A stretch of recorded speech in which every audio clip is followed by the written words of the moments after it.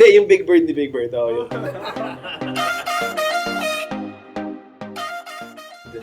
It's my first movie in 4 or 5 years.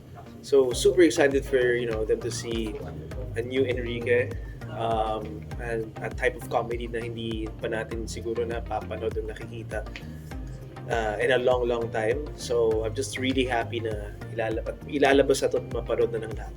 Super excited. Kakaiba siya, nakakatawa talaga, and it's something na me myself I would like to really watch. Mahilig ako sa comedy, mga 90s, early 2000s comedy. So yung genre na yan talaga, parang sabi ko, I read it, I gotta do this. I need to have one film na parang ganito na nagawa ko. Well, sa yung cheesy namin, si Nico. Ang dami nangyari kasi, ang dami tinatapan ng mga vegetables, mga gulay.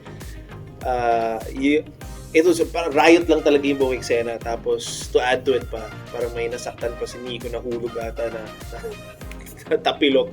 And working with the Thai crew, Thai cast, Thai actors, different experience siya, pero masaya naman. Yeah, ang dami naming na-enjoy ng mga massage places all around, sa mga pagkain. Yeah.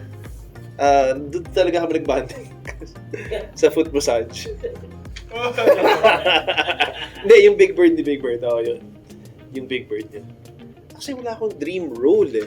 But maybe some genres na gusto kong gawin, like action na may horror, or really super horror, and some action comedy. Yeah, sa loob ng mga kapamilya, ako po si Enrique Hill. I play as Luis Carpio dito sa aming pelikula, I Am Not Big Bird, R16, directed by Direct Vic Villanueva. It's gonna be super fun.